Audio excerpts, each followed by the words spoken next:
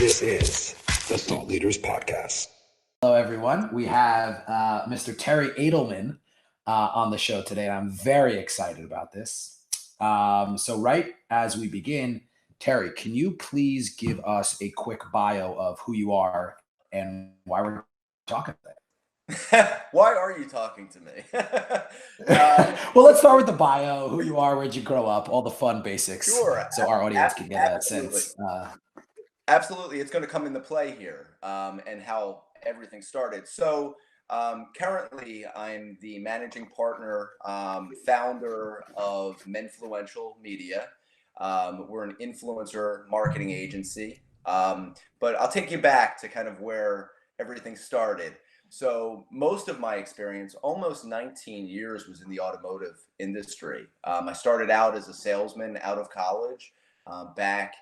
Now I'm going back to 98, I think 1998. I'm 44 years old. So went back there, started selling Toyotas very quickly, just from previous experience and family that had all been in sales and owned businesses. I rose to the top in sales quickly after I spent about 2 years selling Toyotas.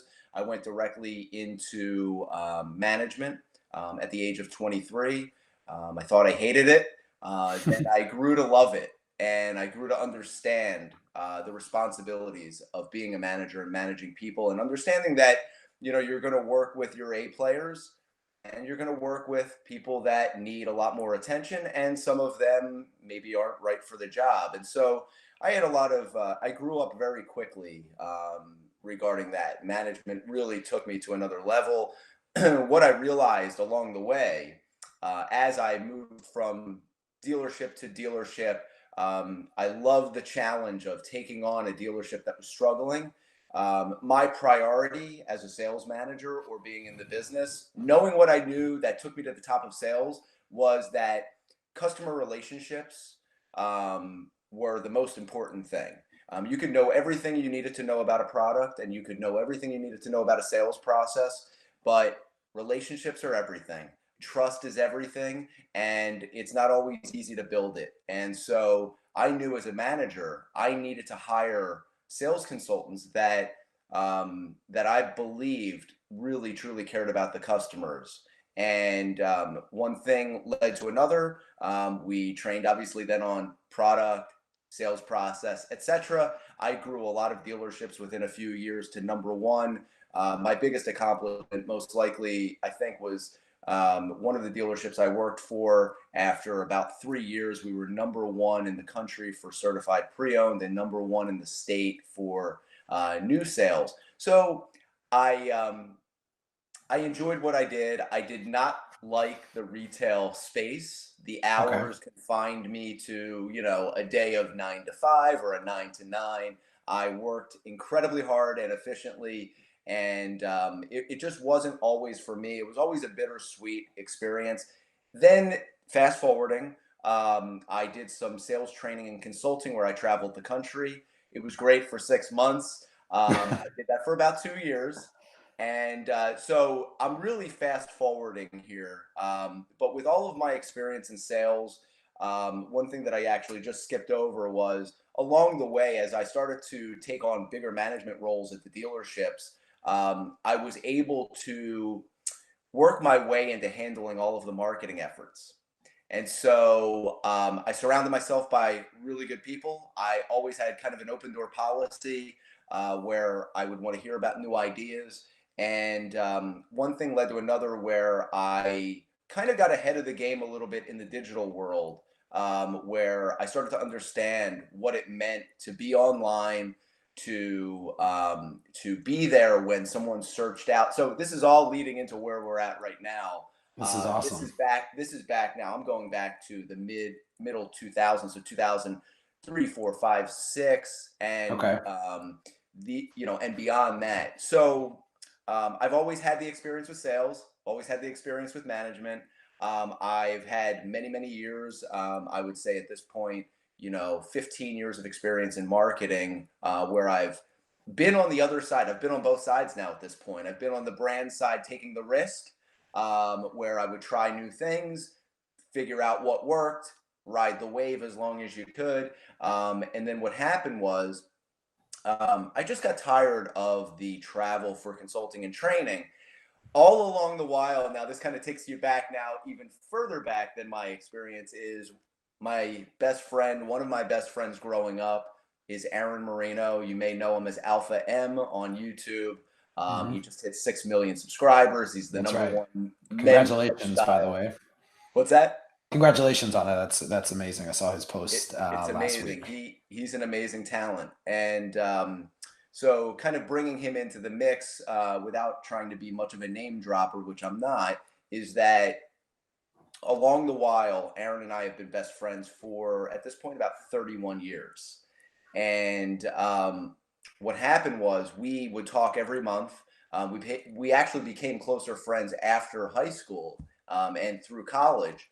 And what happened was I knew what was going on in his world when he started YouTube, when he started selling and making bracelets, when he was trying to create content. I knew what was going on even before that. He owned some gyms, he owned a nutrition store. Aaron was always an entrepreneur. And same thing with me. Again, I was confined to the retail establishment. I always wanted to go out on my own and do my own thing and run my own business, especially with the skills that I learned in the automotive industry. And so, fast forwarding to about 5 years ago now, almost. We get together once, twice a year. We happen to get together. He lives down in Georgia. I'm in Pennsylvania. He has family in Jersey. So we met at his aunt's house in New Jersey by the beach. And it was one morning, we're out to breakfast, and he says, "So, what do you plan on doing, this summer?" He knew that I stopped what I was doing. And so I explained to him, What year is this around? this is 2015. Okay. So this is 2015. I think it was sometime in June or maybe even the beginning of July. So almost about 5 years ago now. And he said, "So what do you have in mind? What are you planning on doing?" And I told him, I said, I've worked my butt off for about 19 years, taking maybe a week or two off a year. I think I'm going to take the summer off. And he says to me, "Dude, you can't sit still for 2 minutes. How are you taking the summer off?" And I said, "Good point. Good point."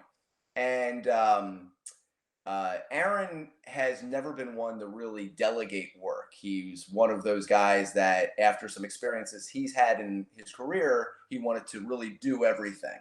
And I can understand that. I was similar in a way. I learned to delegate over my years of management. So I understood where he was coming from. But I also understood that he was getting reached out to by more and more brands and agencies looking to sponsor content. At the time, he had about 500,000 subscribers, which is Pretty good. pretty Very good, right? Yeah, Anybody would be happy to have that right now. that's true. You know, and he's always had a good charisma about him, and he knew, or brands knew, that he would be good for their product to integrate or to represent it, showcase it, and that his audience was what they were looking for. They were looking to get in front of men, ages 18 to 44, roughly. And so I knew what he was dealing with. Although he is a salesman on camera and he's got great charisma, he's not one to want to start long conversations via email or phone, but that's always been what I've done. So I'm okay with that, right? And basically, he said to me, "I'll tell you what." Now, there's a little bit of a backstory here where my brother, who lives in California, kind of was in Aaron's ear about, "Hey, if you ever thought about someone selling sponsorships or handling relationships or communication, you should talk to my brother." And Brian's a great salesman himself, and we'll get there soon. But Aaron says to me, "Listen, why don't you kind of take the summer off, help me manage these contacts and these communications with these brands and agencies, see what you think, see if you like it, and I'll give you enough to pay the bills." It wasn't really about money. I had done actually pretty well throughout the years. And so one thing led to another. And at that point in my life, I knew that if something was working, it was working. And if it wasn't, it wasn't. I was smart enough. I had an experience already with my career in the automotive industry. It was 2 weeks. I mean, within 2 weeks, I knew. Wow. Here I am. I am diving in to things that he wasn't able to convert into sponsorships, and I was able to get him more sponsorships in terms of quantity and also revenue than he's ever seen. And immediately he was obviously very excited. He could see a future there. And then about a couple weeks after that, so this all was happening quickly. A couple weeks later, Antonio Centeno, you might know him from Real Men, Real Style. He's got a pretty big YouTube channel. He's got a great blog, realmenrealstyle.com. And so Antonio and Aaron have been friends for quite a while. Before that, Antonio reached out to me after reaching out to Aaron, reached out to me and said, I'm in the same situation as Aaron. We've tried working with agencies before, and they would get us one sponsorship a year. And so what can we do? Would you be interested? And I said, of course.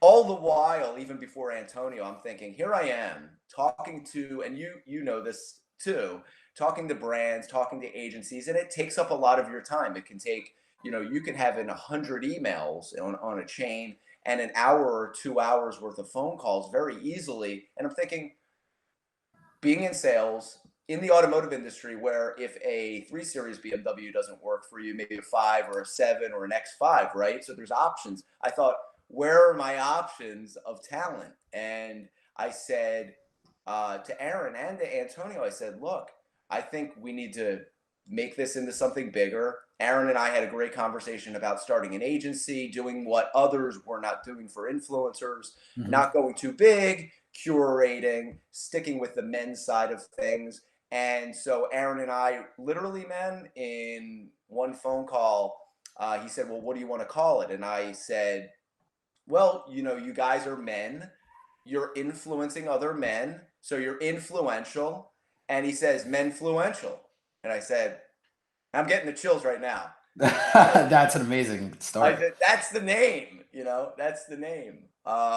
So, what happened was, and that's kind of how, so that's a little bit of my backstory leading up to MENfluential. I'll leave it to you if you have any questions on that. I can take you forward, but.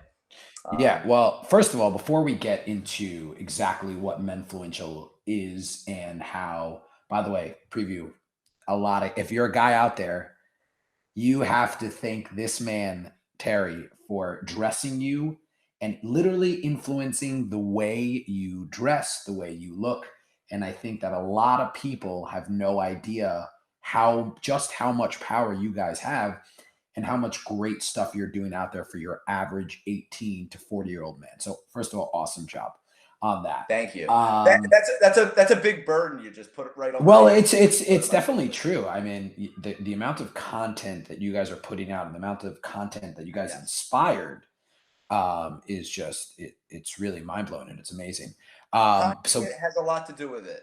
Timing. What'd you say? I mean, timing has a lot to do with it. I feel very fortunate. I mean, we've cornered the men's market quite a bit, which is great.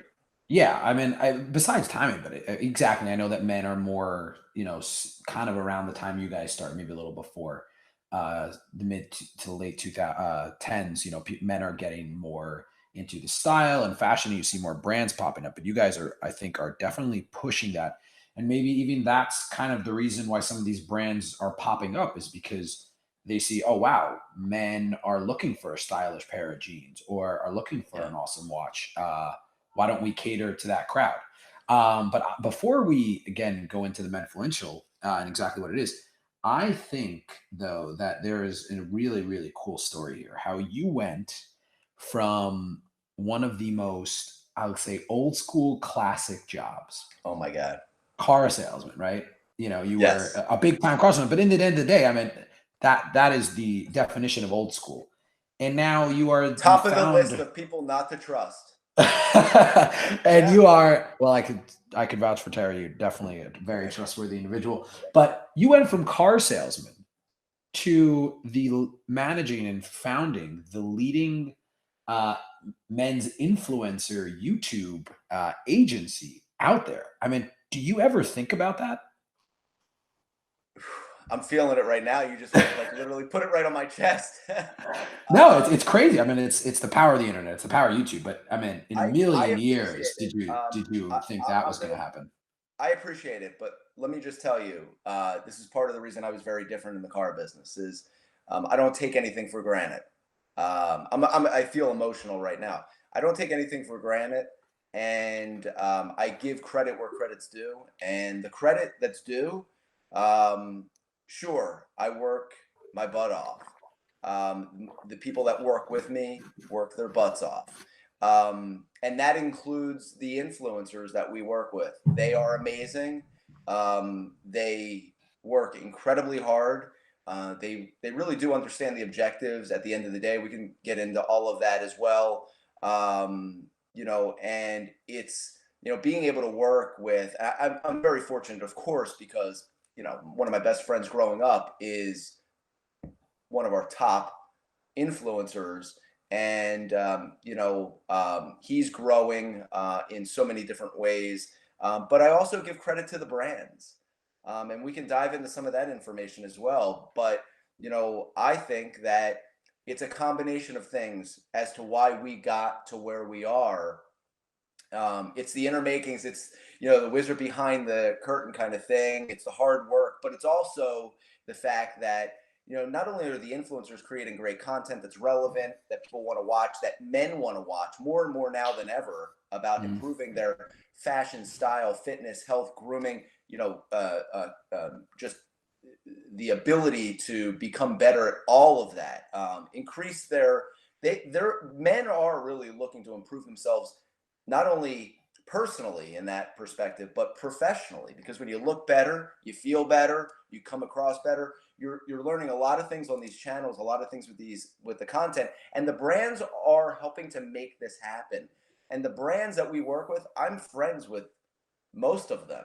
I call them friends, and I care a lot about them. And so the thing about it is, with the brands that we work with, that not only are they sponsoring content, they're investing their own money in great websites, in other types of advertising, other mediums, whether it's all the way to television and radio, but podcasts, other YouTube channels. Whether it's investing in Google AdWords and banner ads, sponsoring blogs and pre-roll and things like that. So what happens is it creates this amazing snowball effect, like this amazing storm of great stuff, which is that when these influencers are putting out content and these brands are doing a lot of advertising and marketing, it's keeping everything very relevant. And within that YouTube algorithm and within the algorithms of Google, it allows for these brands to shine through these influencers we work with, but it also allows for the influencers to shine as well. It's an amazing combination. It's amazing synergy that occurs, that creates this successful world for both sides. So I'm right in the middle of it, and I love it. Yeah, that's I love it awesome. every day, man. Yeah, that's just so cool to hear that you can see that influencer and brand are both helping each other grow, which is They awesome. are. But now that we're talking about the influencers, let's just dive right in. Okay. So for anyone who doesn't know, can you just give us an overview of what MENfluential is today?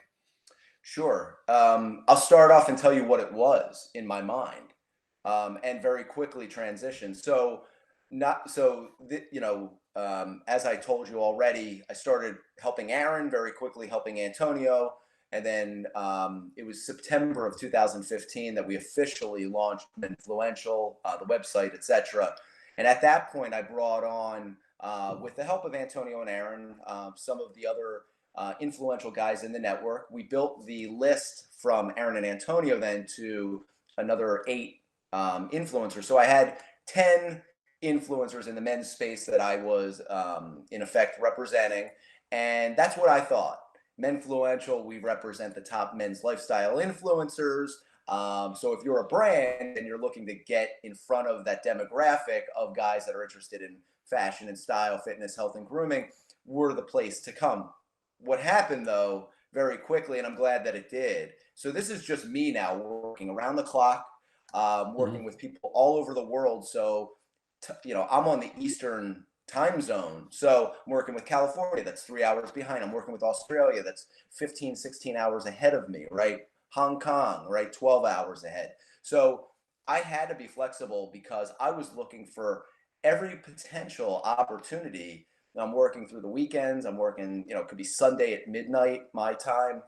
And so what happened was I realized very quickly, and I'm very optimistic. If you can't tell, I mean, this is 5 years in. I love what I do, but um, being optimistic, right? If even, and I bring up baseball. If you're a baseball fan and you're optimistic, a guy with a 300 batting average, 350, I mean, that's 30%, 35% of the time that they're hitting the ball. And they're one of the best players in the game. And they're the best players in the game. Yeah. And so I thought, out of 10, brands that reach out that I work with, if we can get 3 or 4 to come back, I think we're doing a good job. I wanted to set some goals. And it was 2 or 3 that weren't coming back because they were changing direction or what have you. And I say 2 or 3 weren't coming back, but it was probably even less than that when you really look at the size and what was going on. So very quickly, I realized not only were they maybe working with Aaron, and then they wanted to work with Aaron again and work with Antonio and then work with other guys. I realized very quickly that for me to grow this business, I can't do this on my own. I don't have enough hours in the day, bandwidth. I don't have enough ability to grow it. So fast forwarding to that December, I reached out to my brother who's in California. He was in the automotive industry also. Okay. I see a running theme with your family. Yeah, he was following in my footsteps a little bit. He's a smart guy. He's a good salesman, great with relationships. But he didn't have the experience with the marketing side of things that I did. Knowing that, though, I knew relationships, like I told you already, is my number one priority. And so I said, Brian, you know how things are going. I can't grow this. I need to hire somebody. He flew in to Philadelphia. I live outside of Philadelphia. He flew into Philadelphia, worked with me at my house for 2 weeks. And it took him a few months to kind of get a grip on everything. The relationship side of things, the emails, the communication, that he had that all down pat. But understanding how marketing works and influencer marketing took him a little while. And I would say that, fast forwarding now to that June of 2016, we were moving along really nicely. Brian had landed a really nice account that yielded some pretty big brand names, some multi-billion-dollar businesses. And so, things were great. And that being said, now he's really busy. So both of us are really busy. We hired another person along the way. I have somebody that helps out with books, of course, accounting, but we're a pretty small group here.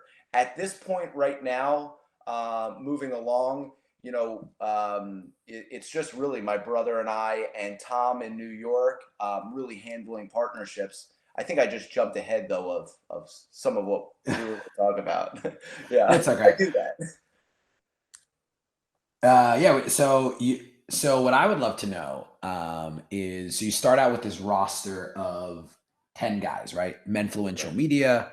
You, again, as you said, it's definitely true.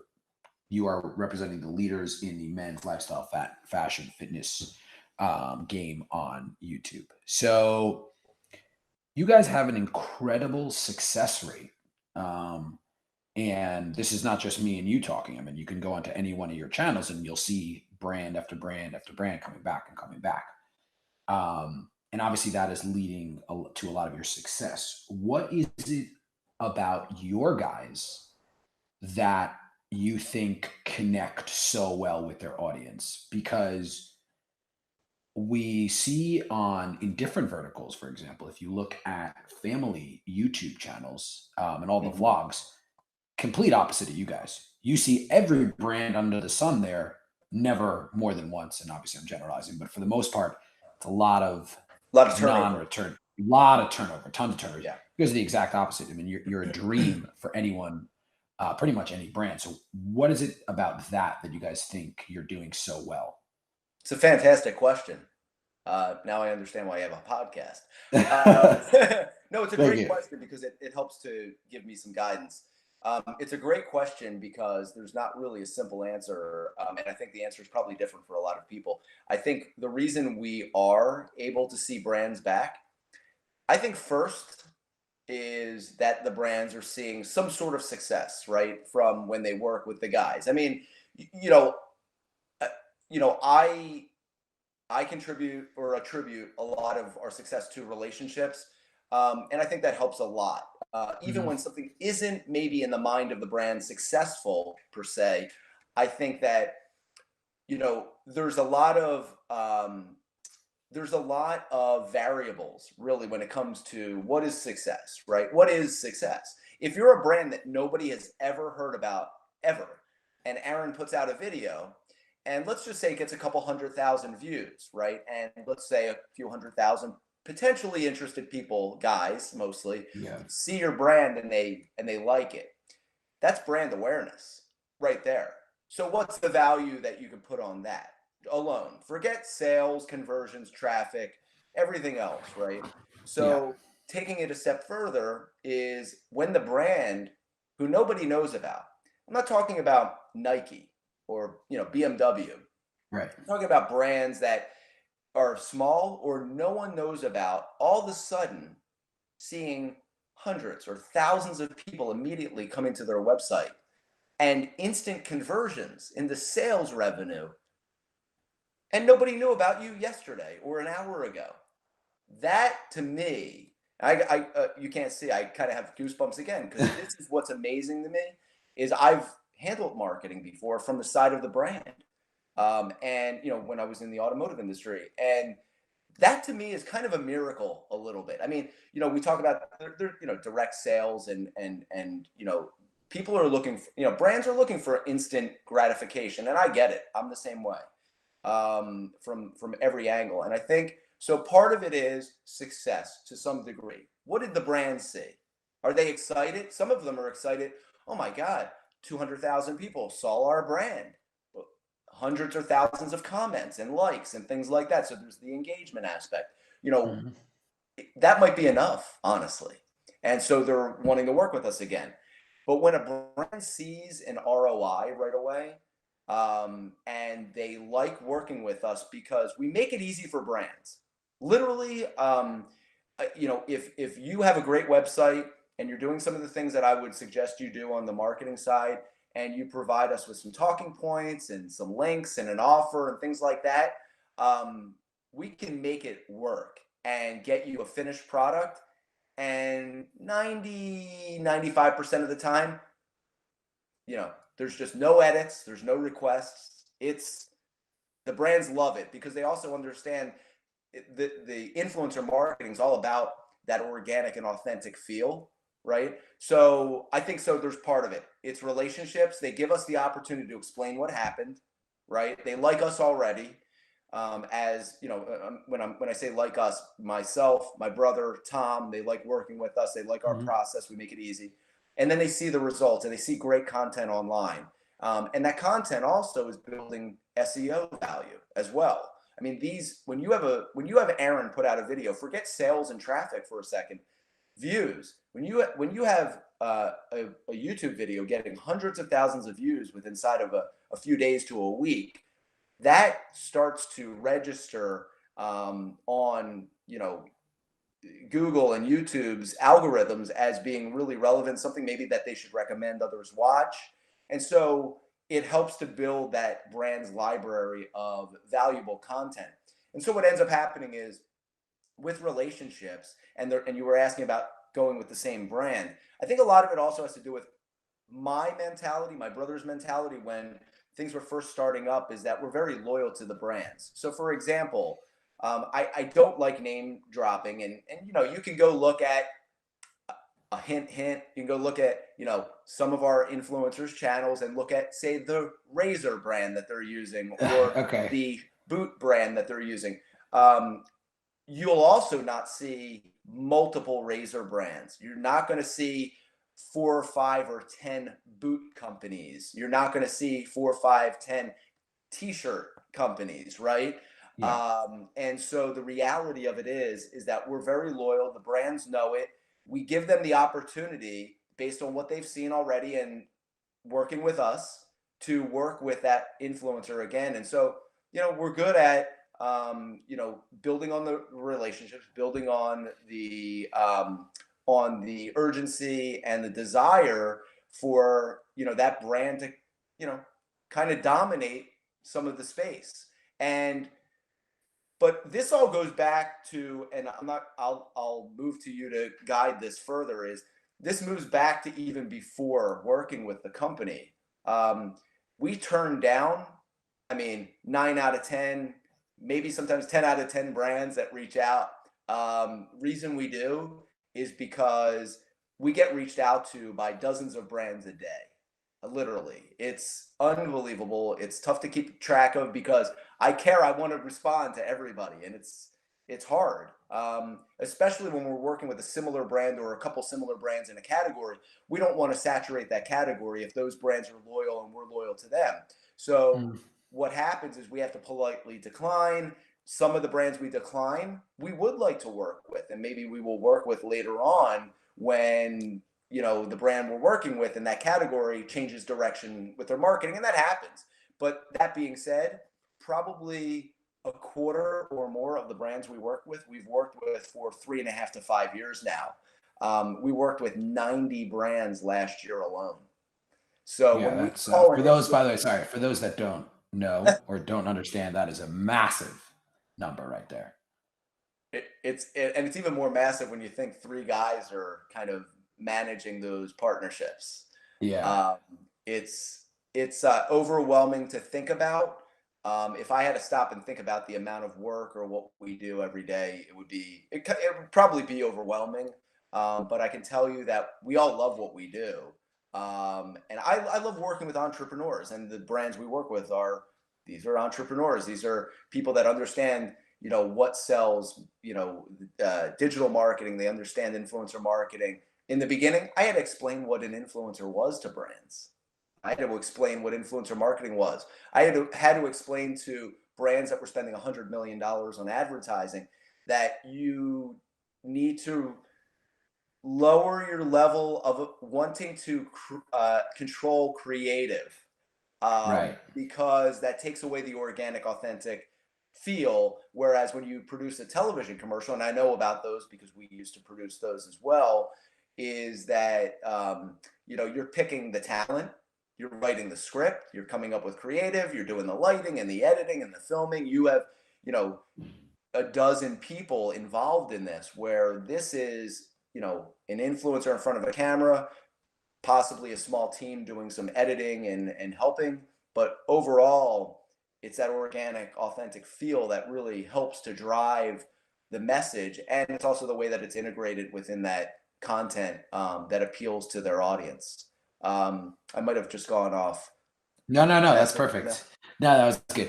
A word that you mentioned probably now 5 or 6 times, which I'm always it's my favorite word when I'm talking to anyone in this space, authentic / authenticity.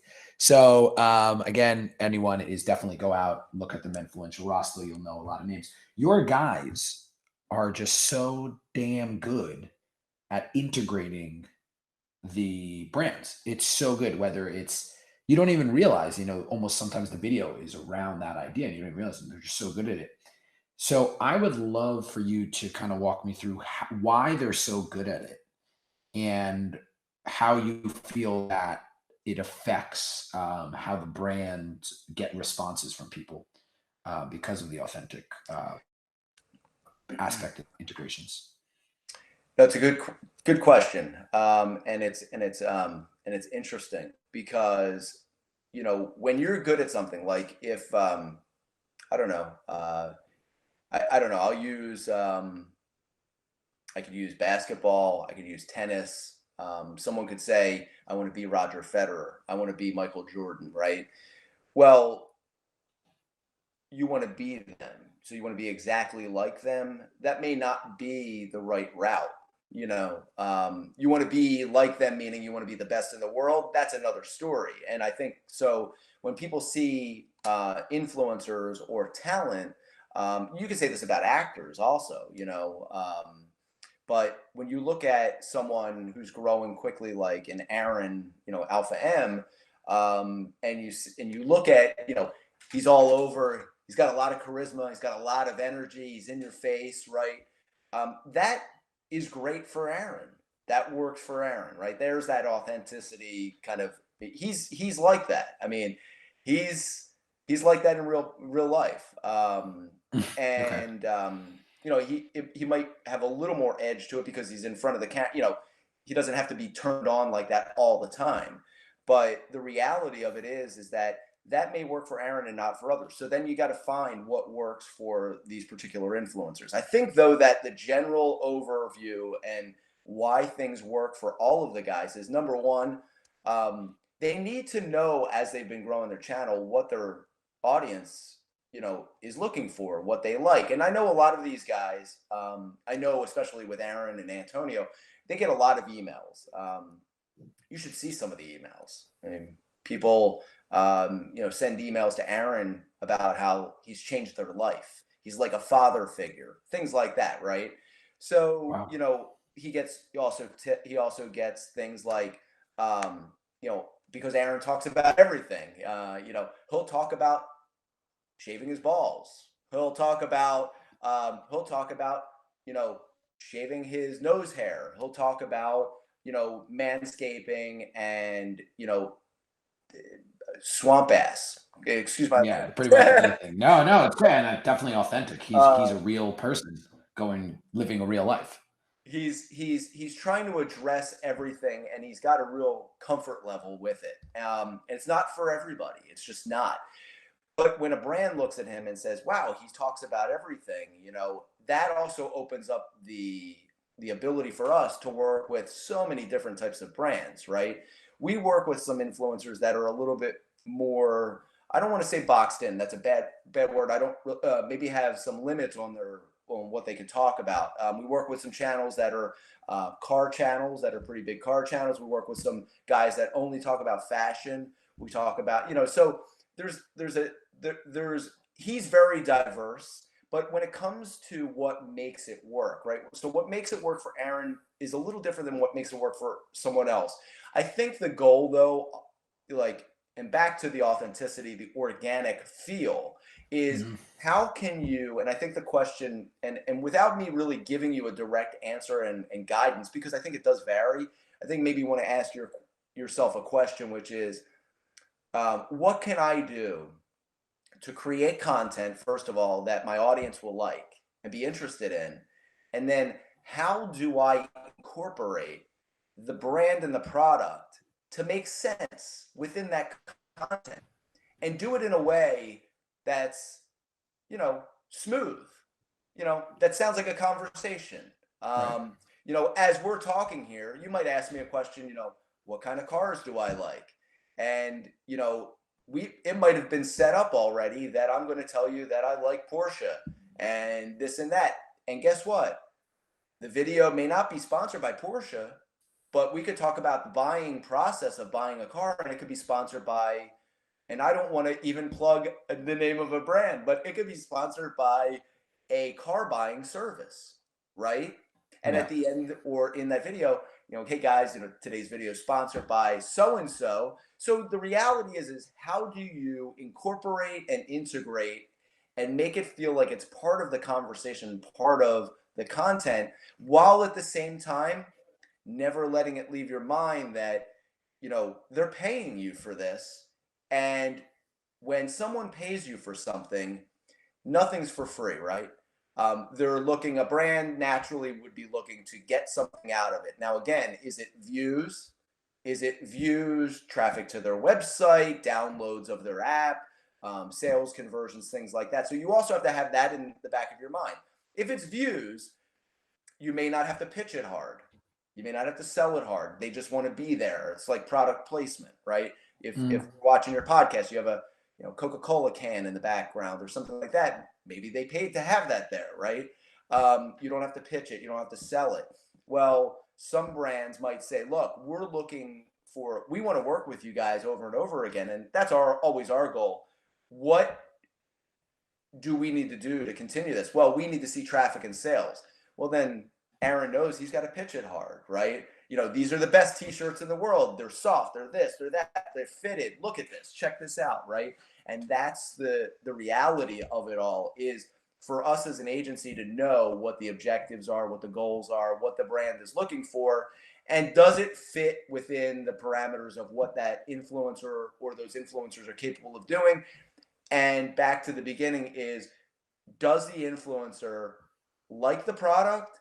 Do they think the product's good for their audience? Will it resonate with their audience?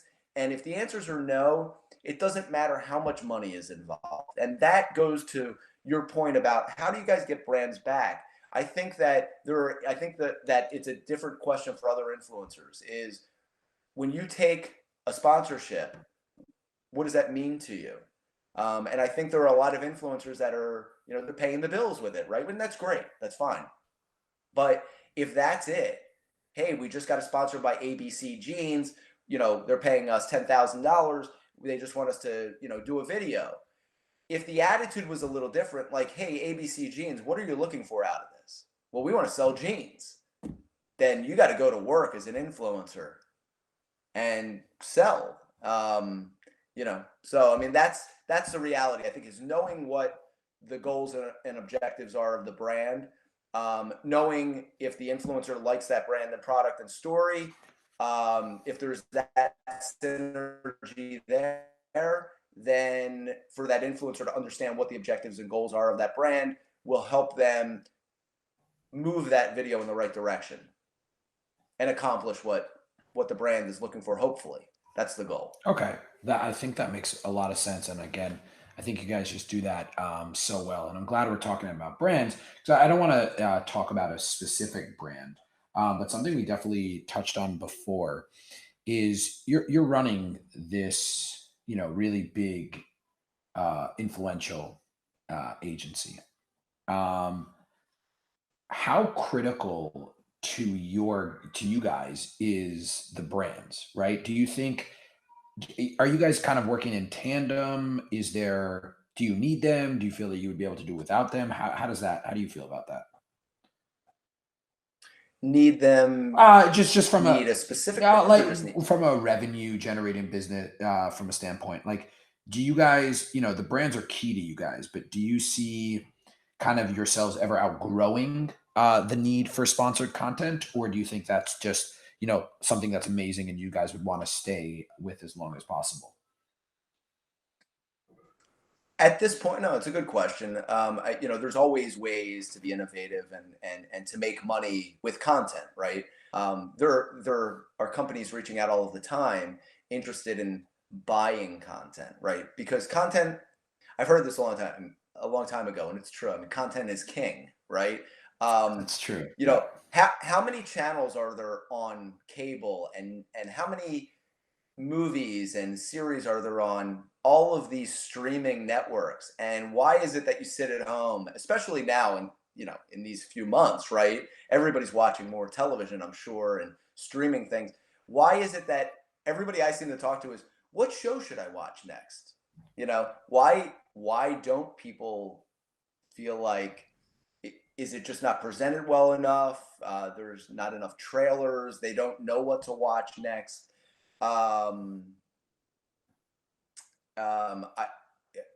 totally lost my train of thought, actually. No, it's okay. We're kind of talking about, you were asking me about, do I need the brands? So yeah. I'm telling you that I think that, sorry about that. I think that what I was trying to say is, there's a lot of ways to monetize content, but we like working with the brands because, the thing about it is the guys that we work with are giving recommendations, and they're giving advice, and they're giving suggestions to their audience on, if you have a beard, here's the greatest beard trimmer to use. If you have hair, here's the greatest product to use in your hair. If you have, everybody has skin. Yeah. Here's the greatest skincare. If you don't have hair, here's a product that will help you grow it, or there are services that will help you, in that area. If you're a big guy, what kind of clothing should you be wearing? And so they're talking about all of these solutions for these guys on fashion, style, fitness, health, grooming, etc., right? All things men. And so having the brand sponsor it allows these guys to create content, to be paid, to make a living, while at the same time presenting a solution, right? So there's, you find it's kind of with any sales, right? There's a problem, or there's something that needs to be fixed, right? There's a product. What are the benefits of that product, and do they apply to you? And so they are selling. I mean, there's no doubt about it. It's a process. They're saying, guys, 6 ways to to dress better. One of those ways might be stop wearing baggy shirts. Well, what's the solution to not wearing a baggy shirt? Is to wear a shirt that fits. Okay, so where do I get a shirt that fits? You get a shirt that fits from this company, who happens to be today's sponsor. And that, so it's this whole thing. And then there's I love that. I love that flow, by the way. I love that flow that you just went through. What's your problem? Baggy shirt. Sorry, you don't dress well? How to dress well? Wear a normal shirt. Here's a normal shirt. And it's great. And I think that what I want to highlight here, and is just to bring this full circle, is that they're not just throwing out any shirt brand. They're only going to promote a brand that they actually believe in, which is so great to know as a viewer, that it's not like you walk, when you walk, I mean, again, I haven't worked in the television industry, but I don't think commercials that are running on a specific TV program are vetted by that program, right? And I know that it's just whoever's right. But you guys are essentially have this great vetting process of really caring about your viewers by only bringing them the best stuff. And also, again, no one's making them click that link below for 10% off. It's completely on their own, which is really, really cool. That's right. So, I've said this too. We had a conference that we would run every year that was started actually by Aaron and Antonio. It was originally called StyleCon, and then it was MENfluential. So I'm not one to really be on camera. I'm not one to be on stage necessarily. I don't mind talking to a million people for a long time. As you can tell, I talk a lot. I don't mind it. I don't mind giving advice to anybody. And one thing that I would say on stage is, that I think people don't understand what an influencer really is. When you say influencer, what they do, an influencer creates content to an audience, presented to an audience that trusts that particular content creator. And when you have trust, you trust their recommendations and suggestions, essentially that content creator has influence on you, right? So you can have a content creator who writes great content, meaningful content. Maybe they write okay content and you read it once. It may have had no influence on you at all. And that's just content. That's the difference of maybe even mediocre content to really good content. But then you put a face behind it, right? Like you put Aaron behind it, you put Antonio behind it, just to name a couple. And now there's a human being, a face that you're watching, and you're deciding on your own, wow, I really like what this guy's talking about. He's really got life experiences. I think this guy really makes a lot of sense. So next thing you know, he suggests to you collar stays. And you say, oh, okay, they're $20, whatever, no big deal, no big investment. If I like it, I like it. If I don't, I don't. Here he is recommending it. Boom, you click on it, you buy it, and you say, wow, this is great. I look fantastic, right? So now he says, 6 accessories every guy needs. He's talking about a pair of sunglasses. Guess what you're buying? Sunglasses.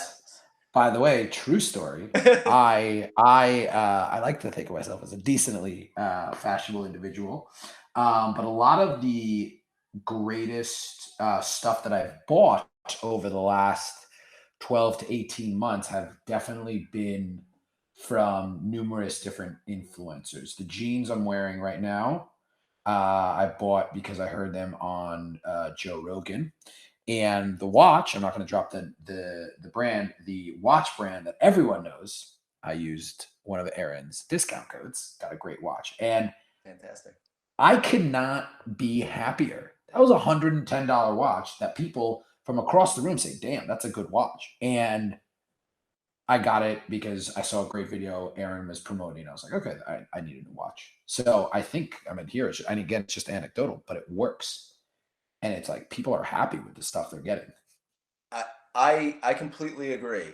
And that being said, I also am realistic that people are going to take their recommendations and not like it sometimes. Yeah. And maybe they lose credibility. But I think that's another important word too, is credibility. So I think that an influencer is a great content creator that, when I talk about, someone like Aaron or any of our guys, I would say that their content is entertaining, it's informative, and it really does tackle some of the issues that guys are dealing with.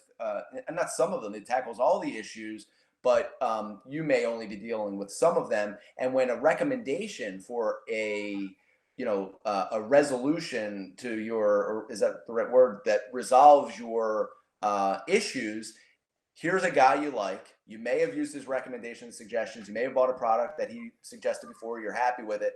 Now there's another issue you're dealing with. You're watching it. And it could have to do, especially with some of these guys, it could have to do with sex. It could have to do with sleeping. It could have to do with working out. And you say, wow, you know what? I really like what he's talking about. He sounds like he knows what he's talking about. If you know these guys, you know some of their background. So when somebody like Aaron suggests something that has to do with nutrition or fitness, and you know that for, more than probably 15 years, he was involved in personal training and owned a gym and a nutrition store, the guy is an expert in that space. And so not only is he a personality on camera, and this is to be said about some of the other guys as well, you have someone who has that credibility in that space. I actually, just to give you an example, how we were talking about TV, and they're not vetted. I mean, if you have money to be on ESPN, they're running your ESPN. ad. Right? Yeah. They'll run a BMW ad and a Mercedes ad right next to each other, right? Because there's money there. Well, look at the Super Bowl. I mean, you have half the commercials are car commercials. I mean, that's who has the 3 million for 30 seconds, or whatever it is now. So, I think, credibility has a lot to do with it. We do vet out the brands. We don't work with anybody just because of money. And I think that, it's just one of those things that, it's a burden too, a little bit. It's something that is always a weight on the good influencers. It's a weight on their shoulders because, money is, cash is also king. And, when someone's giving you money to do things, you're thinking, wow, that's a lot of money. I can create great content around that. But you also have to be very careful because you can potentially, if you've been around a long time, like a lot of our guys, you're probably not losing credibility because you're promoting one crappy brand potentially because, they don't know it's about money maybe. But the point is that you do have to be careful. So when you build credibility and you have the respect of your audience, you can't take it lightly as an influencer. And back to your point about, working with the same brands and do we need them? I love the brands I work with. I mean, I love the guys and the girls that I talk to. Some of them I've known for a very long time. Like I told you, 25% or so I've worked with 3.5 to 5 years. Probably another 25% of them I've worked with for over a couple years.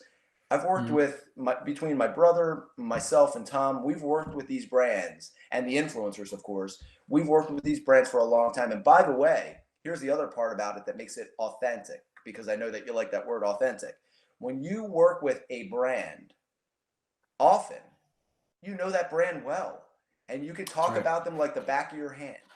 And the reality of it is that when you work with let's say a new shoe company every month, things are different about this shoe company than that shoe company. And if you're not pointing that out, then you're not doing your audience any justice, or you're not doing them a service anyway, because what's the difference? Why, and when an audience sees you working with this company and then this company and then this company and then this company in the same category, how much credit, back to that credibility word, how much credibility could you possibly have, right? You're going to lose credibility there. Forget offering up a crappy brand. you're offering up too many brands in the same category. The audience starts to think potentially, why are they talking about constantly different brands? I will say this, I think there's a compromise here, right? So I do work with some blogs as well. As a matter of fact, Real Men Real Style does have a blog as well as YouTube. Sometimes they go hand in hand, also with social media channels, Instagram and Facebook and things like that. But we do work with some blogs, and so writing articles sometimes is a little different. It also depends on how much content you're putting out. You might suggest in an article, 10 great boot brands, and you've got multiple boot brands and you're talking about multiple boot brands constantly, but you'll identify a similar boot in not maybe every piece, but in enough where the credibility stays intact. So I think there could be a compromise there. Like watches, for example. I think it would be easy for someone to figure out what watch that is that you're talking about with Aaron, because we kind of, and we, at MENfluential, we do have a lot of input when it comes to this. Is that, speaking of watch brands, I can't tell you how many watch brands there are. I mean, it is. Oh my God, there's so many. Also, can I say, when I bought that one watch, I mean, my pop-up, not pop-ups, the ones that just come up on your Facebook and whatever, because Google is obviously spying us. So every day there's like a new hip millennial watch brand that I've never heard of. It's crazy. There are hundreds. There's so many of them. And so, along the way, we had to decide on a couple things. We've worked with a dozen, watch brands, but we could have worked with, hundreds, right? Yeah. Maybe more. And the reality of it is that it's us being loyal to the brand, but also it's reciprocal. The brand is also loyal to us too. And so there's a lot of variables there, but at the end of the day, Aaron has only, probably in the 5 years that I've worked with him, he may have presented 5 different watch brands or so, and only more than 2 watch brands in the first year or so, when we were trying to figure out, what watch brand to work with and who wants to work with him and others. And we narrowed it down, and we've narrowed it down even more than that.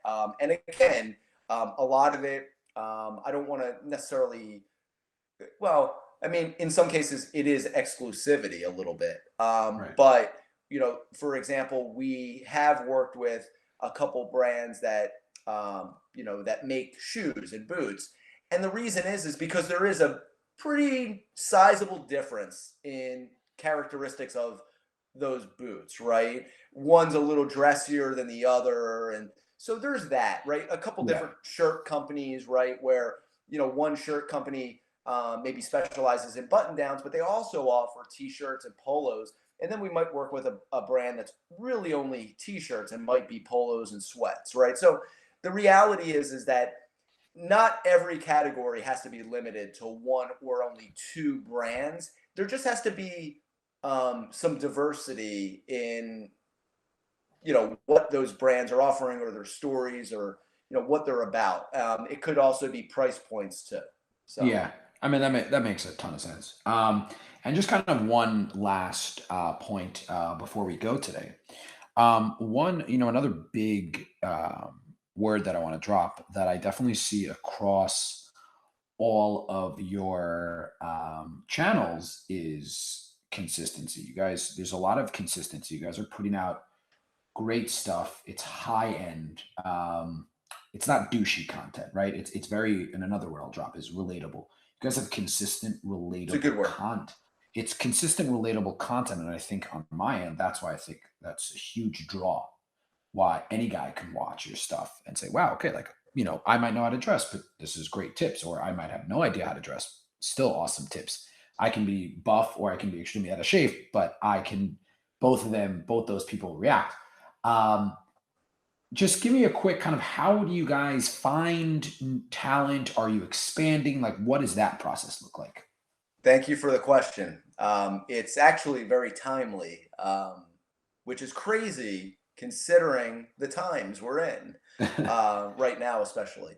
So along the way, and this kind of leads back to a lot of things. I think this pulls things together maybe a little bit. as much as I love the brands that we work with, and I'm not trying to pat myself on the back, I'm just trying to lead into the right direction here. The brands that we work with really love working with us for various reasons. It's not just about success and failure of, you know, a campaign or what have you, because there are ups and downs. Yeah. But along the way, as you can imagine, brands that we started with being menfluential, specifically on men's products, have developed women's lines, or they always had them and we just never discussed it. But for years, and I mean years, I would say within it probably started happening maybe 3 years ago, and it's been several times in my ear, in my brother's ear, Tom's ear, about when are you guys going to start representing female talent? Because you know, we like working with you. And my answer in the beginning was, we're menfluential. You know, we're menfluential. We, you know, that's our niche. That's where we, you know, where we are. That's what we specialize in, and we like to specialize in that. And you know, it was always on my mind because I want to offer services, and they're similar. I mean, it's influencer marketing. It's not like we're all of a sudden getting into, you know, Google AdWords, or we're you know, we're doing banner ads all of a sudden. We're making television ads. It's similar in a way, different gender. Women are a little different than men. The integrations are different. Things that are different. So I would have to find the right person. I wasn't comfortable necessarily handling it 100%. That being said, along the way, we have, since that roster in the beginning of 10, you know, we've added another, you know, along the way, we've probably added more than 20 more influencers. We've narrowed it down a little bit. We've kind of curated the list. Typically, you know, we would present what we feel are our top, and it depends on the brand, top 20, 25 male influencers. But we also have probably a list of another 20, 30 go-tos that we can go to, that we like, that we know have been successful for other brands. That being said, we're trying to now do that on the women's side. And so along the way, I'd worked with some pretty great companies, great influencer managers, things like that. And I almost dove in the business on the female side of things a few years ago with someone, and just wasn't feeling it right, and they wanted their own business. And recently, back in January, I teamed up with someone that I had worked with for 4.5 years. She ran an influencer marketing campaign for another company for a long time, developed it into what it is. And basically, I just liked working with her. I knew she was a workhorse, and that she understands influencer marketing from so many various angles, and I could trust her. And so therefore, what we did was we brought her on. I put her with some of the brands that we've been working with for years that trust us, trust our, you know, and it's I mean, talk about a little pressure, added pressure. It's like, I can't F this up, you know. We gotta do the right job. And I, you know, look, marketing, you know, you could think you have a sure thing, you know, Yeah. and it just doesn't pan out. I mean, there's various reasons for it. But that's what we're building on right now, is the female side of things. And we've been testing it out, running campaigns with current brand partners, and we're seeing a lot of success. So I think that's the next venture. But also, while that's going on, we are going to continue to build and curate our list of male talent. But also, to address your point, male talent is tough to come by. And I say talent, it's very tough to come by. Although there are very talented gamer YouTubers, guys in tech, things like that, that we haven't really focused on.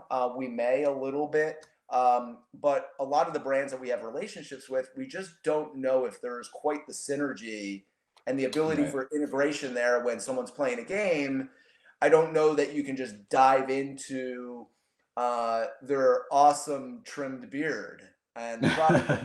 You know, I don't know yet if that's going to be as effective. And so it's okay if it's not as effective, but then what is the proper rate, the sponsorship rate? Because we also care about that too. That's one thing that comes into play.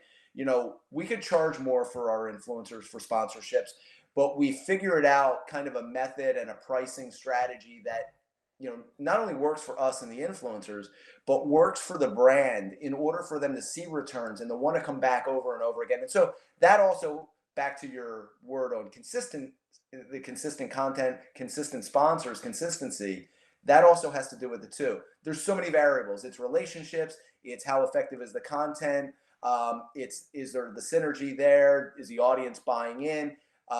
Does it financially make sense for the brand to continue to come back? And so I think, believe me, knock on wood, I mean, we definitely have found the right kind of path, I think, because we've been successful and we continue to bring on new brands and work with the same.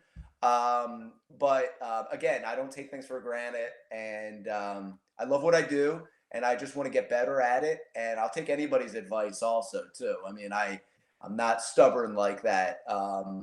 And so I think that all of those things that I probably put out there are why we're where we are today. And we're always looking for new brands. There are definitely categories of companies that we haven't worked with yet that I absolutely think are relevant to the influencers' channels and would resonate incredibly well with the audience. So I think as we, you can't work with a brand forever. Everybody changes ways and directions and things like that. We've worked with brands for a long time. It's in my mind, and also in agencies' minds and brands, it's impressive for somebody to work with someone for 4 or 5 years, 3 years, even a couple of years, over and over consistently. That could change on a dime, and we just want to be prepared for it. And so it's nice that our guys are creating content that is across multiple spectrums and categories that we can bring on brands that we haven't worked with yet, that I think will work successfully well for that brand and for the influencers channel, because you need to continue to entertain and inform and make great suggestions and recommendations to your audience as an influencer. And I think we've been able to manage that and balance that quite well up to this point. So and I see a bright future. Even through the tough times right now, we're killing it. And we're working with some new brands we haven't worked with before. We're really excited about what's to come. Awesome. Well, thank you so much. This has been super just eye-opening and just really helpful, and I enjoyed. And again, thank you so much. And I wish you all the continued success in the world. And I know you guys don't need the luck because you guys are just growing. I'll take the luck. Thank you so much. I mean, this was an honor. I'm very happy to be on. And it's great to share a story that, I'm so proud of. And I know that so many people are proud of. Across the board, man. So I'm honored. Thank you. This is the Thought Leaders Podcast.